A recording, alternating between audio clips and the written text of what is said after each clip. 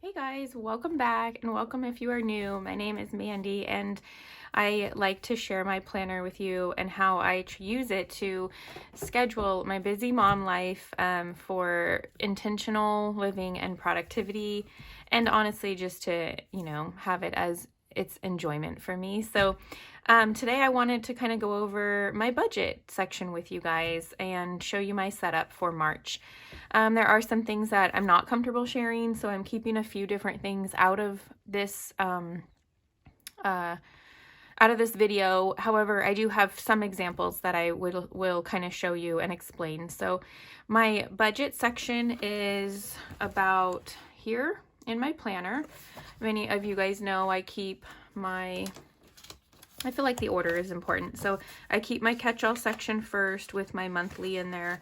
And then we have home area, like, and this could probably even go in a different spot, but I almost think budget should go here since I need to do stuff in the budget once a week for sure. But I have my home section, and then I have my homeschool section, and goals and intentions and work like YouTube and Etsy. And then I have my budget. So I just use a tab from a notebook that I got, so I never have to change it because I really don't use the monthlies, the monthly dashboards. I don't really need a calendar for my budget. I do put this one in here. So I make this. I have a budget. If you like this or anything and you're interested, it's in my Etsy shop. I have a very neutral, excuse me, I have a very neutral budget insert pack or bundle in my shop, and that's linked below.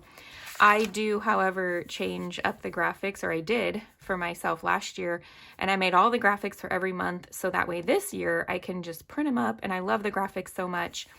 If you guys think it'd be something you're interested in, or like something that I always get advice from you guys on how to, grow my shop and stuff, and if you guys think it would be something that would sell, like, let me know, because otherwise it's a lot of work to put it in there. Why put it in there if it's not something anyone else enjoys? But I love the graphics. Every month has different graphics and I love it. So March, I have this green rainbow and some purplish, maybe lavender greenery and purple flowers. So in here, I always keep this just for my budget categories and stuff, what kind of comes out every week, every month, every year, savings categories. It's just kind of a good little guide. And then I have my our spending categories here.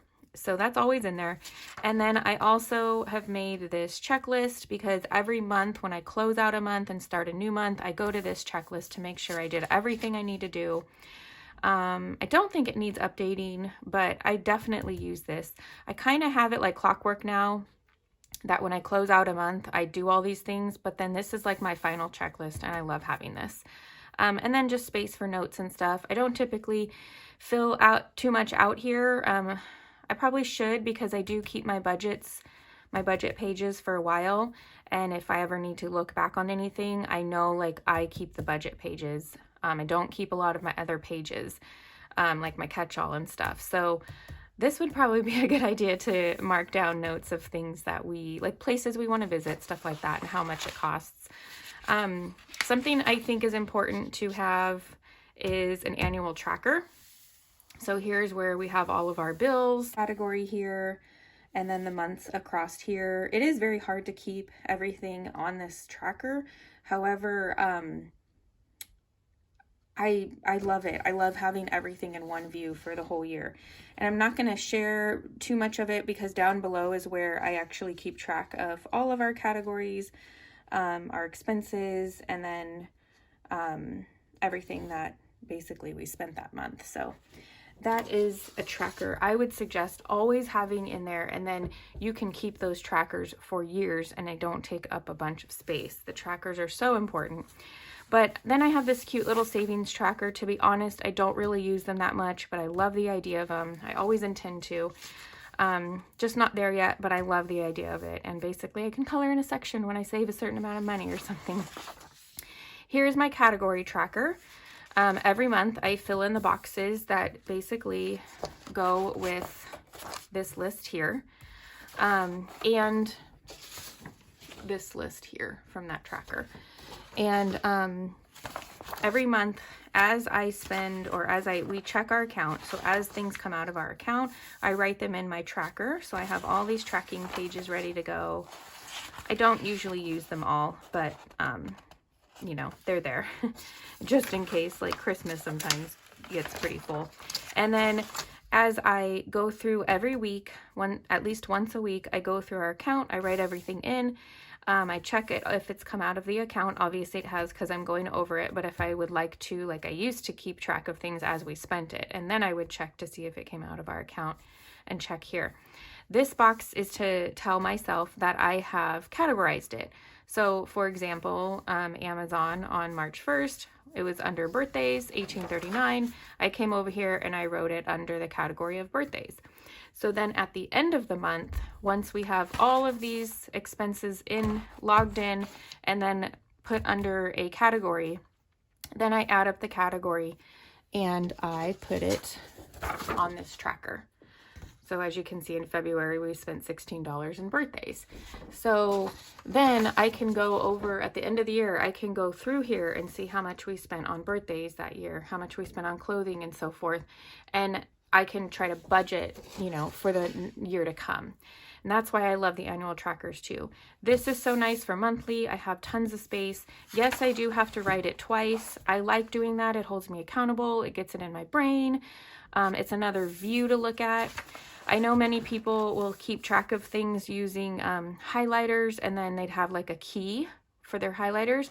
I just like having it all in a list, because if I do have to look back on this for the details of where I spent the money, for example, birthdays, I can look back in that section, in that area. And then after that, my monthly usually just, that's really it for the monthly actually. I do have an end of the month page, so that way I can plug in all the numbers, and then, you know, our income will go here, and then our expenses, and see how much was left over or not. And that's what the monthly is usually set up for. These other sheets I always have in here. These are basically tracker sheets. I made them for our homeschool, like keeping track of books and stuff. And then I thought, you know what, I really need some tracker sheets in my budget section. These stay in here pretty much all year.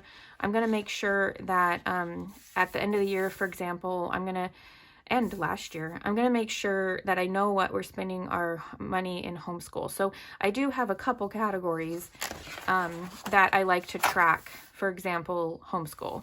I want to see the details of what we spent in a year view, or, you know, this is like, since school starts in the middle of the year, it's a school year. And I want to make sure that when I review this for the next year, I have details so I can see what I'm going to need to spend money on for the following year, or whatnot. Maybe some things were just not needed, and I can look back on that. So I think having some trackers in your budget section is really important. And if you have some specific categories you would like to keep specific details for, trackers are perfect. I would keep one of these for every single category, and I have thought of that, but that would give me about 20 pages of trackers this way, when I don't necessarily know if that's needed. For example, I'm not gonna have one for I don't know, which one do I not spend? Like birthdays, we don't spend money on birthdays when someone's birthday isn't during that month or coming up, if you know what I'm saying. So I'm not going to need a whole tracker for it. And that's what just made me decide not to do trackers like this for every single category. However, one for like homeschool and one where I need to see all the details would probably be good. And maybe birthdays would be a good one. I'm thinking like auto, like when you're just basically using it for gas or something, or something that like Christmas, it doesn't really come out, but maybe a couple times a month.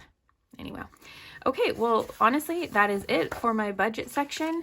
That is my budget setup for March. I hope you enjoyed this video. If you did, give it a thumbs up for me. It lets me know a lot and helps me in the YouTube world. Subscribe if you haven't already. I'd love to have you here, and I will see you guys for the next one. Have a wonderful, beautiful, blessed day. Bye.